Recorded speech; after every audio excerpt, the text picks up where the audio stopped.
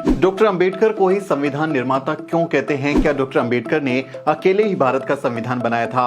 अगर सिर्फ डॉक्टर अंबेडकर ने ही संविधान लिखा तो संविधान सभा के करीब 300 सदस्य क्या कर रहे थे? क्यों भारत का संविधान लिखने का श्रेय सिर्फ डॉक्टर अंबेडकर को ही दिया जाता है? जय भीम साथियों, मैं हूं सुमित चौहान और आप देख रहे हैं द न्यूज वीक। आज के इस वीडियो में हम इन सभी सवालों के जवाब देंगे और वो भी पक्के सबूतों के साथ में, इसलिए वीडियो को आखिर तक जरूर देखें और हमारे चैनल को भी जरूर सब्सक्राइब करें। तो आइए शुरू करते हैं। 26 नवंबर को हमारे देश में संविधान दिवस मनाया जाता है। ऐसा इसलिए क्योंकि 26 नवंबर 1949 को ही भारत का संविधान बनकर तैयार हुआ था। डॉक्टर अंबेडकर संविधान की ड्राफ्टिंग कमेटी के अध्यक्ष थे।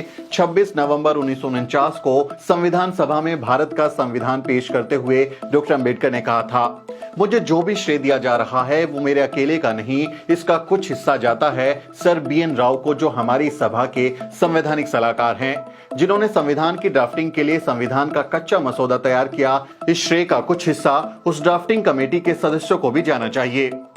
अपनी टीम के सभी साथियों को क्रेडिट देना डॉक्टर अंबेडकर का बड़प्पन ही था, क्योंकि असल मायनों में संविधान उन्होंने ही लिखा था। सवाल उठता है कि संविधान सभा की ज्यादातर बैठकों में औसतन 300 सदस्य मौजूद रहे और सभी सदस्यों को संविधान के निर्माण में समान अधिकार प्राप्त था, तो आखिर क्यों डॉक्टर अंबेडकर को ही संविधान का मुख्य वास्तुकार या निर्माता कहा जाता है? इसका जवाब है कि संविधान बनाने में सबसे ज्यादा मेहनत डॉक्टर अंबेडकर ने ही की थी। भारत के पहले प्रधानमंत्री जवाहरलाल नेहरू की आत्मकथा लिखने वाले माइकल ब्रेचर ने अपनी पुस्तक नेहरू ए पॉलिटिकल बायोग्राफी में लिखा है। पॉलिटिकल बायोग्राफी में माइकल ब्रेचर ने डॉक्टर अंबेडकर को भारतीय संविधान का वास्तुकार माना और उनकी भूमिका को संविधान के निर्माण में फील्ड जनरल के रूप में रेखांकित किया। संविधान सभा के सामने संविधान प्रस्तुत करते हुए अपने अंतिम भाषण में डॉक्टर अंबेडकर ने गरिमा और विनम्रता के साथ इतने कम समय में इतना मुकम्मल और विस्तृत संविधान तैयार करने का श्रेय अपने सहयोगियों को दिया। लेकिन पूरी संविधान सभा इस बात को जानती थी कि एक महान लीडर का अपने सहयोगियों के प्रति विनम्र आभार है। डॉक्टर अंबेडकर संविधान की ड्राफ्टिंग कमेटी के अध्यक्ष थे, जिसकी जिम्मेदारी संविधान का लिखित प्रारूप प्रस्तुत करना था। इस कमेटी में कुल 7 सदस्य थे और संविधान को अंतिम रूप देने में डॉक्टर अंबेडकर की भूमिका को रेखांकित करते हुए भारतीय संविधान की ड्राफ्टिंग कमेटी के एक सदस्य TT कृष्णामाचारी ने नवंबर 1948 में संविधान सभा के सामने कहा था, संभवतः सदन इस बात से अवगत है कि आपने ड्राफ्टिंग कमेटी में जिन 7 सदस्यों को नामांकित किया उनमें एक ने सदन से इस्तीफा दे दिया है और उनकी जगह अन्य सदस्य आ चुके हैं। एक सदस्य की इसी बीच मृत्यु हो चुकी है और उनकी जगह कोई नए सदस्य नहीं आए हैं। एक सदस्य अमेरिका में थे और उनका स्थान भरा नहीं गया। एक अन्य व्यक्ति सरकारी मामलों में उलझे हुए थे और वो अपनी जिम्मेदारी का निर्वाह नहीं कर रहे थे। एक दो व्यक्ति दिल्ली से बहुत दूर थे और संभवतः स्वास्थ्य की वजह से कमेटी की कार्यवाहियों में हिस्सा नहीं ले पाए। सो कुल मिलाकर यही हुआ कि संविधान को लिखने का भार डॉक्टर अंबेडकर के ऊपर ही आ पड़ा है।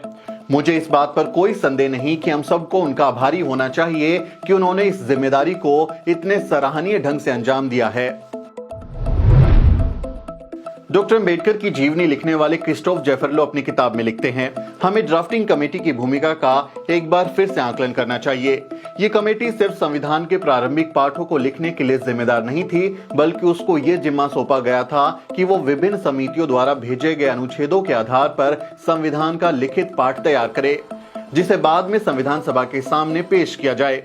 सभा के समक्ष कई मसौदे पढ़े गए। हर बार ड्राफ्टिंग कमेटी के सदस्यों ने चर्चा का संचालन और नेतृत्व किया था। अधिकांश बार यह जिम्मेदारी डॉक्टर अंबेडकर ने ही निभाई थी। इसी तथ्य को रेखांकित करते हुए मरहूम समाजशास्त्री प्रोफेसर गेल ओमवेट लिखती हैं कि संविधान का प्रारूप तैयार करते समय उनके विवादित मुद्दों पर अक्सर गर्मागर्म बहस होती थी। इन सभी मामलों के संबंध में अंबेडकर ने चर्चा को दिशा दी, अपने विचार व्यक्त किए और मामलों पर सर्वसम्मति लाने का प्रयास किया। डॉक्टर अंबेडकर मल्टी टैलेंटेड थे। डॉक्टर अंबेडकर उन चंद लोगों में शामिल थे जो ड्राफ्टिंग कमेटी का सदस्य होने के साथ साथ बाकी 15 कमेटियों में से कई कमेटियों के सदस्य भी थे। संविधान सभा द्वारा ड्राफ्टिंग कमेटी के अध्यक्ष के रूप में उनका चयन उनकी राजनीतिक योग्यता और कानूनी दक्षता के चलते हुआ था। वो इतने काबिल थे कि कानूनी पेचीदगियों को पल भर में सुलझा लेते थे। कानून की अवधारणा, उसकी व्याख्या करना और उसके पालन की रूपरेखा तैयार करने में उनका कोई सानी नहीं था। विदेश में अव्वल दर्जे की शिक्षा लेकर लौटे डॉक्टर अंबेडकर उस समय देश के सबसे ज्यादा पढ़े लिखे लोगों में शुमार थे। संविधान को लिखने, विभिन्न अनुच्छेदों, प्रावधानों के संदर्भ में संविधान सभा में उठने वाले सवालों का जवाब देने, विभिन्न विपरीत और कभी कभी उलट से दिखते प्रावधानों के बीच संतुलन कायम करने और संविधान को भारतीय समाज के लिए एक मार्गदर्शक दस्तावेज के रूप में प्रस्तुत करने में डॉक्टर अंबेडकर की सबसे प्रभावी और निर्णायक भूमिका थी। संविधान सभा में अपने अंतिम भाषण में बाबा साहिब ने कहा था, मैं यहां पर संविधान की अच्छाइयां गिनाने नहीं जाऊंगा, क्योंकि मुझे लगता है कि संविधान कितना भी अच्छा क्यों ना हो, वो अंततः बुरा साबित होगा यदि उसे चलाने वाले लोग बुरे हैं, और संविधान कितना भी बुरा क्यों ना हो, वो अंततः अच्छा साबित होगा अगर उसे चलाने वाले लोग अच्छे हैं। बाबा साहब ने 2 साल 11 महीने और 18 दिन में भारत को एक ऐसा संविधान बनाकर दिया जो जाति, लिंग, भाषा, क्षेत्र और धर्म के आधार पर कोई भेदभाव नहीं करता। एक ऐसा संविधान जो हर किसी को समानता, स्वतंत्रता और बंधुता का पाठ पढ़ाता है। एक ऐसा संविधान जो सामाजिक न्याय की गारंटी है। इसलिए डॉक्टर अंबेडकर को ही भारत के संविधान का जनक कहा जाता है।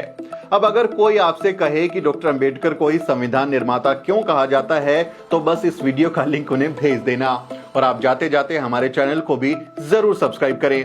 मेरा नाम सुमित चौहान है और इस वीडियो को, इस स्टोरी को बनाने में मेरी मदद कर रहे हैं मेरे सहयोगी मोहित कुमार और अजरा परवीन। अगले वीडियो में मिलते हैं साथियों, तब तक के लिए जय भीम।